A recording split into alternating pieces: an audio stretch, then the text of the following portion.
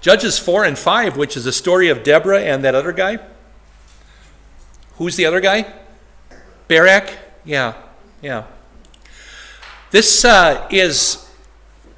it's a nice, neat, satisfying ABC, CBA pattern here. The people of Israel oppressed. Deborah the prophetess. Barak and Sisera call out. They start the battle. Then there's a rise up call. And then Barak and Sisera go down. And then Jael, the wife of Heber, and then the king of Canaan is subdued. So it's a nice, neat chapter 4. A lot of information in chapter 5 that supplants this. I've called this the Battle of Mount Tabor. I've also called this the Battle of the Thunderstorm. I think it probably suits better if we call it the Battle of the Thunderstorm, based on what Deborah says in her song in chapter 5. That's where we have the most details. In chapter 4, it's the facts. In chapter 5, it's the poem. But a lot of interesting details in chapter 5 about this. So, beginning in chapter 4, after Ehud died, the people of Israel again did what was evil in the sight of the Lord. So the Lord sold them into the hands of Jabin, a Canaanite king who reigned in Hazor. Hazor is north of can you see it? North of the Sea of Galilee there? The top of the map. Hazor. Professor Brugge has done some excavations at Hazor. My son Peter visited it about 2 weeks ago. And that little lake at the very top that looks like it has hair is Lake Hule. That lake is not there anymore. No. They thought it would be wise to take the source of the Jordan River and to fill it in to build a golf course. So anyway, so the commander of his army was Sisera, who lived in Harosheth Hagoyim. Hagoyim means of the Gentiles. So Harosheth of the Gentiles. Then the people of Israel cried to the Lord for help, since he had 900 iron chariots, battle wagons. What would we call them today? Tanks. Or drones, or except they weren't unmanned or whatever. He oppressed the people of Israel cruelly for 20 years. Did you know that the United States Army is now training kids to be drone operators? It's a whole new world. Whole new world. How do you stop iron chariots?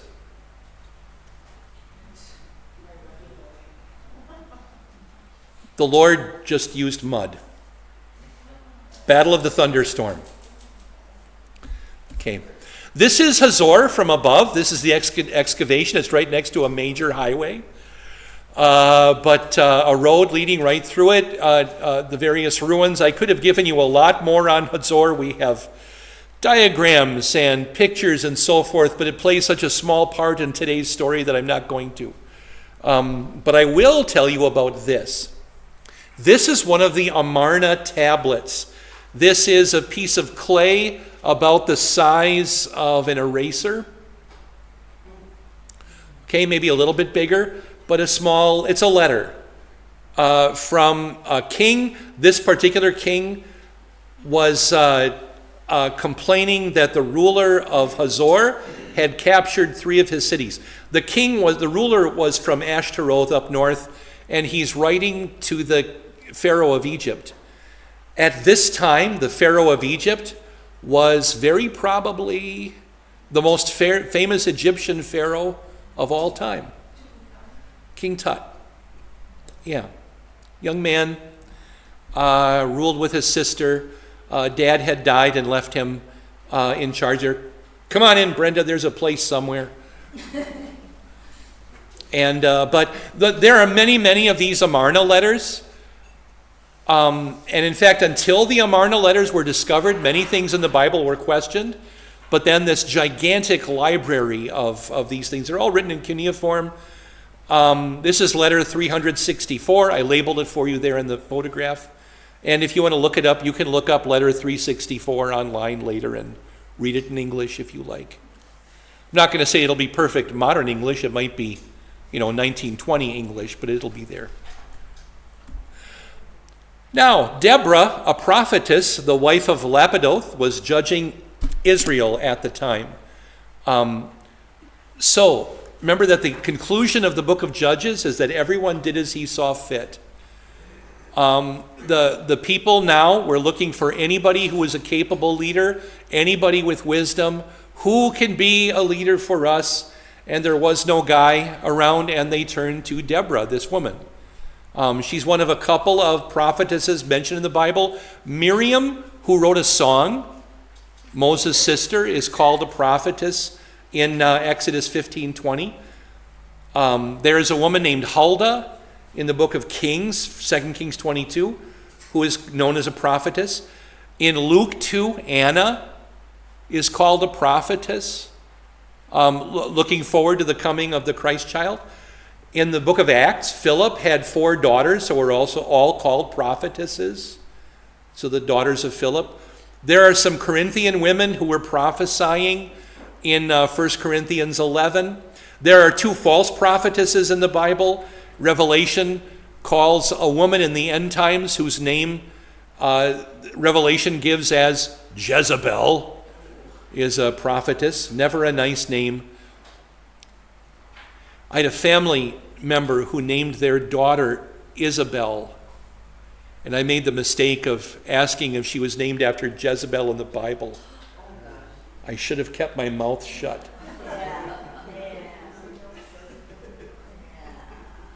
Jezebel means woman of Baal, no matter how you try to churn that out somehow differently, but Jezebel.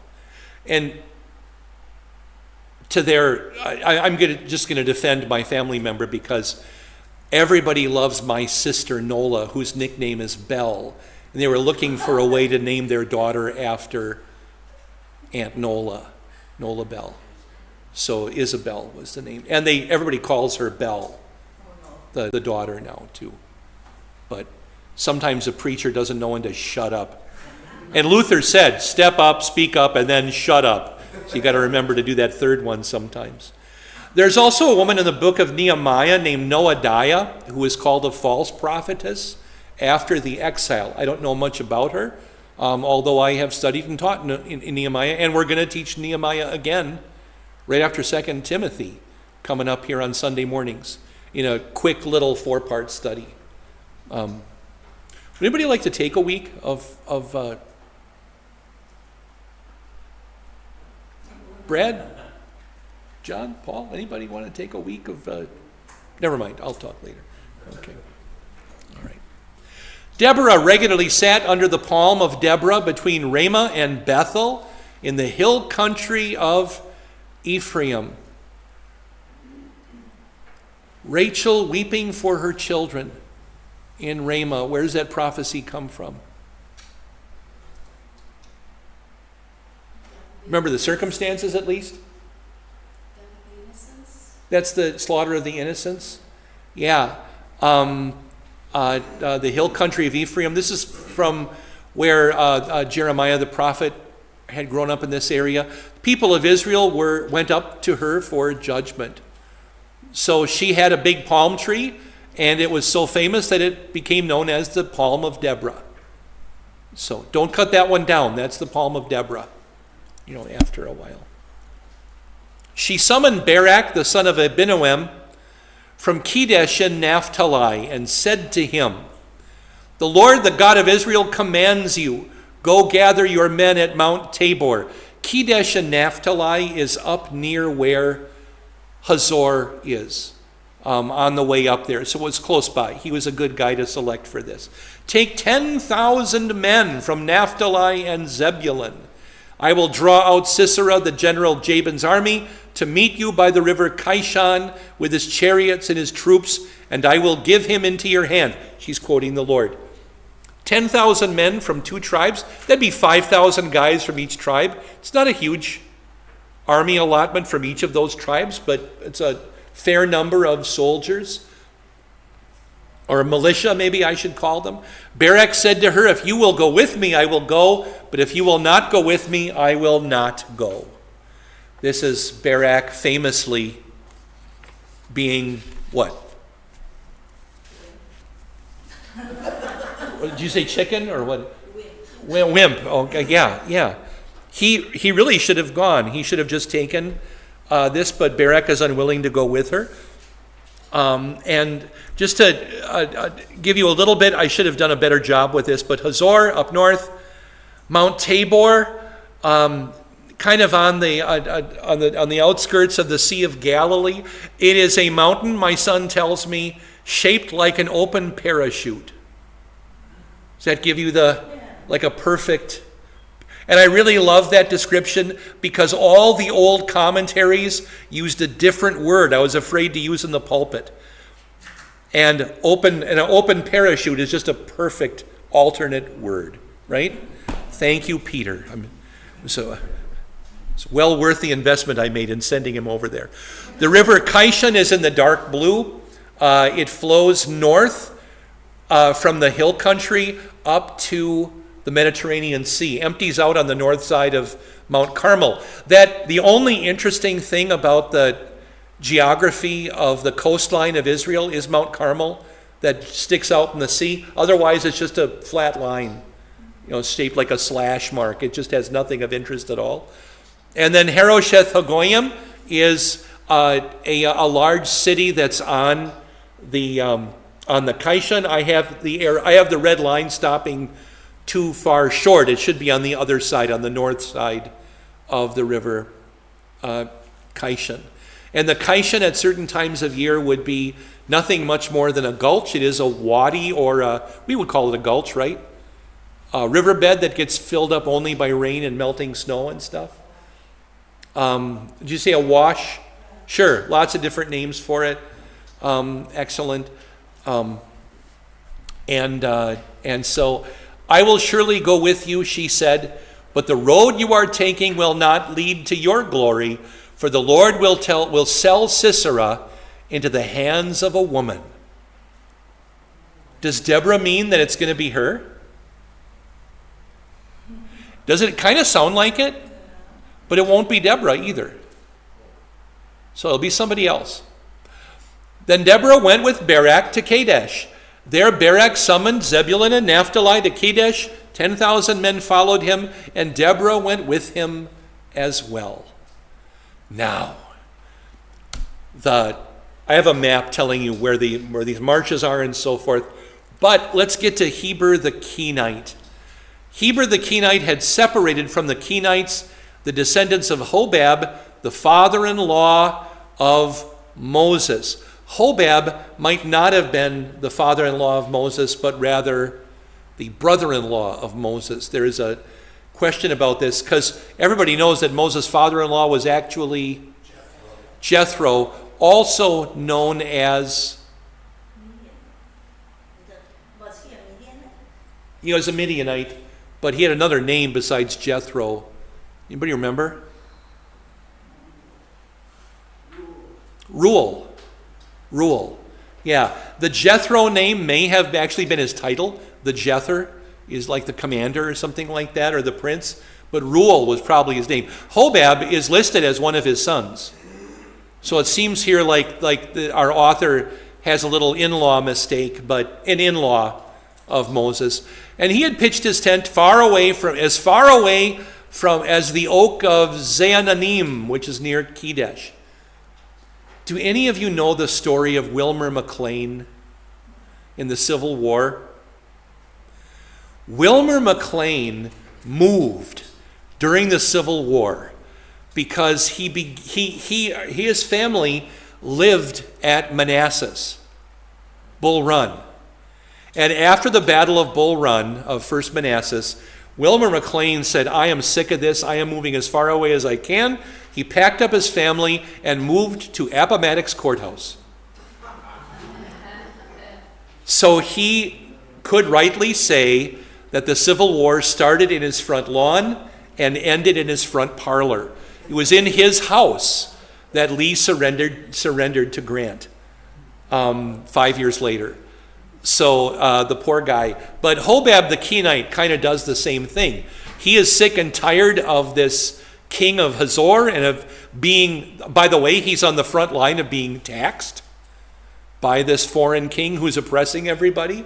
And he says, I'm loading up the truck and move to Beverly. So he gets out of there, and it's a different song I have in mind.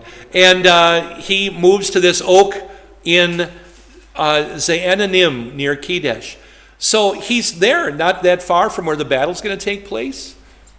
And when Sisera was told that Barak, the son of Abinoam, had gone up to Mount Tabor, Sisera called out all his chariots, 900 chariots of iron, and all the men who were with him, from Harosheth Hagoyim to the river Kishon. So everybody who's there, who is under the rule of the king, is now under the orders of Sisera, the commander. 900 iron chariots. These things would have been terrifying. To pull an iron chariot, I'm guessing, would take a minimum of 2 horses and maybe more. So you've got these big old battle wagons and guys, and these are not little Egyptian one-guy chariots. You know, an iron chariot would have a driver, a commander, maybe 2 spear throwers. This is a heavily armed, dangerous machine. And just the weight of the thing. And by the way, about this time, I mentioned King Tut, right? King Tut was killed in battle. But does anybody know the story? PBS showed this on Nova once. It was originally thought that he was killed in battle, somehow stepped on. It turns out, after a post-mortem of his chest, the Egyptians allowed him to be x-rayed.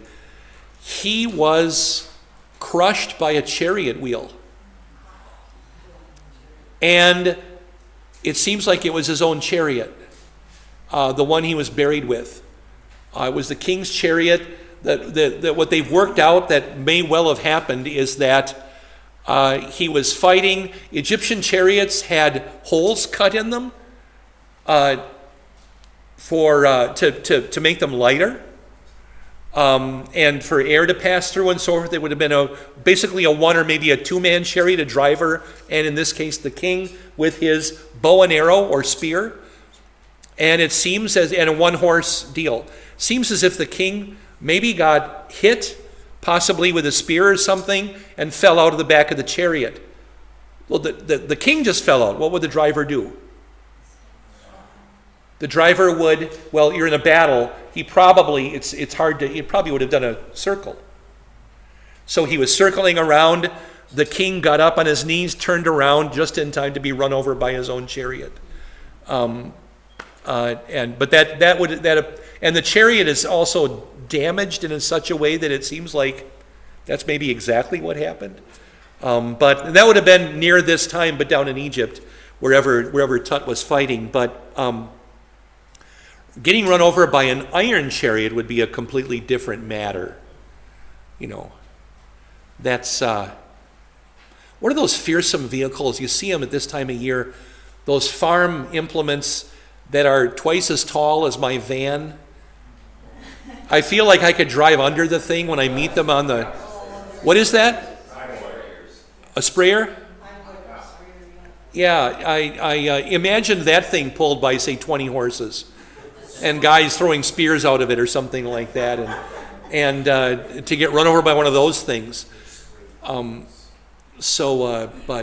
Fearsome things. All right.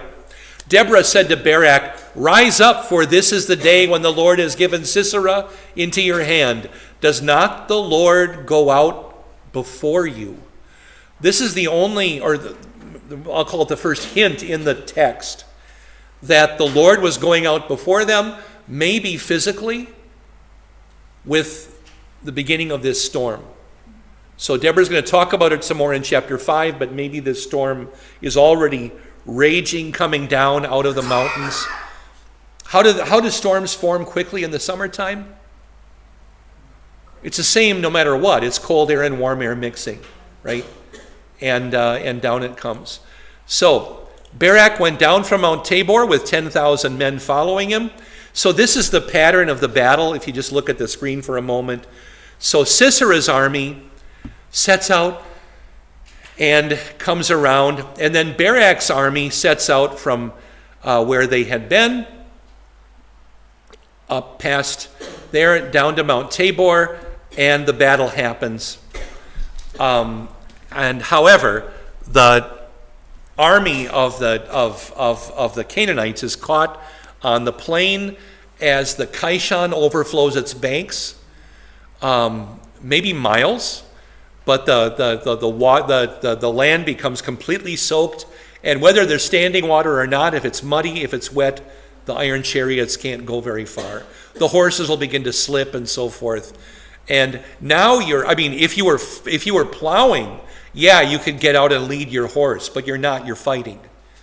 So it's a bad day for the Canaanites. And the Lord routed Sisera and all his chariots and all his army before Barak at the edge of the sword. And Sisera jumped down from his chariot and fled away on foot. What direction would Sisera have gone? Left, right, up, down. Left, right. Isn't there a mountain there? Mountainous area? Actually, Sisera is a good commander and knows how to deceive the enemy. He's going to go north through enemy territory, but his king is up north.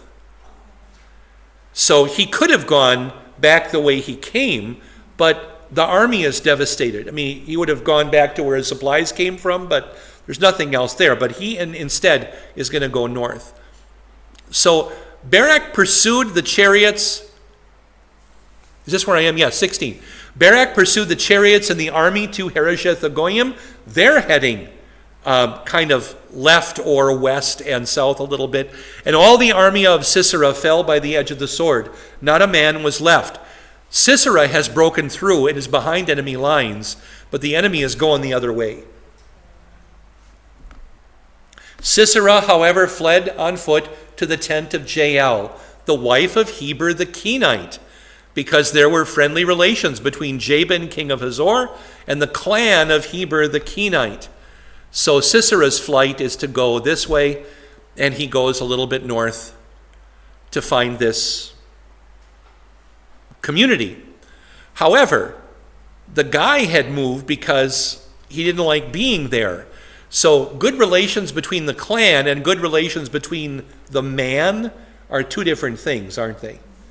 So whatever happens, Jael, the woman, does not do what Sisera anticipated he would do. But come on in. Jael went out to meet Sisera and said to him, "Come, my lord, come right in, don't be afraid." So he entered her tent, and she put a covering over him. So she puts a blanket over him. Why? Well, he's exhausted, and maybe to help him think he's being hidden. Those two things come to mind right away. Also, if it's a thunderstorm, is it maybe cold?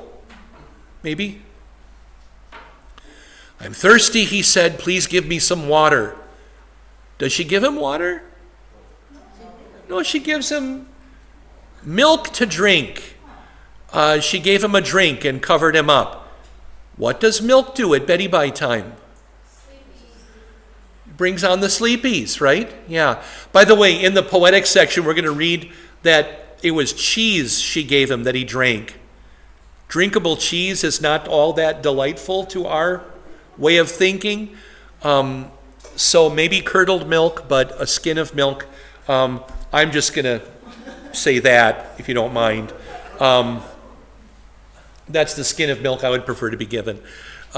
Stand in the doorway of the tent, he told her. If someone comes by and asks you, "Is anyone here?" say, "No."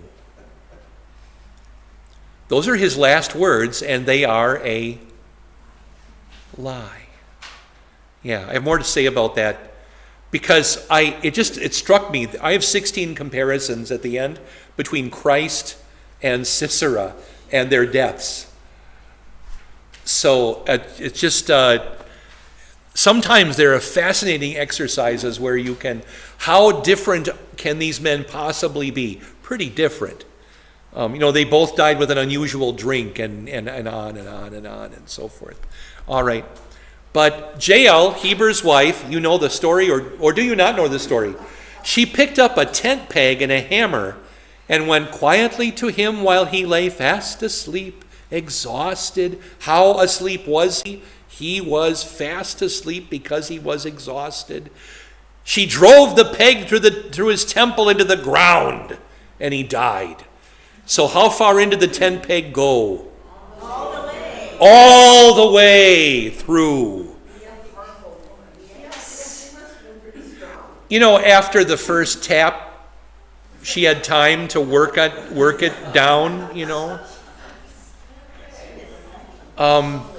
The detail, though, that she kept going until it hit the ground is a fascinating testimony to this woman.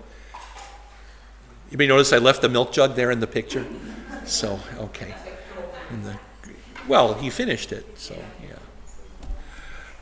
Barak came in pursuit of Sisera, and Jael went out to meet him. Come, she said. He said, don't tell anybody I'm here. And she's like, come on in. Come, she said, I will show you the man you're looking for.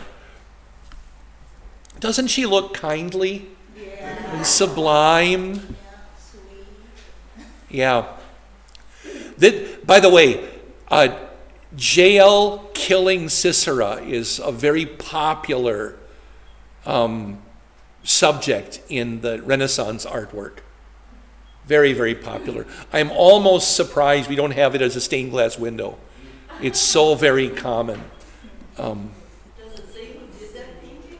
This painting, I have this artist written down somewhere in my notes. But this is not Caravaggio, but this is an Italian in the 1400s. So it's one of the nicest of the pictures because her body is more covered than in most of the pictures. So I thought I would do you a favor and me, and because she has a nice blouse. So he went in with her, and there lay Sisera with a tent peg through his temple, dead. On that day, God subdued Jabin, the Canaanite king, before the Israelites. And the hand of the Israelites grew stronger and stronger against Jabin, the Canaanite king, until they destroyed him. So this battle ran into other battles until finally Jabin, the Canaanite king, is destroyed. He's overthrown.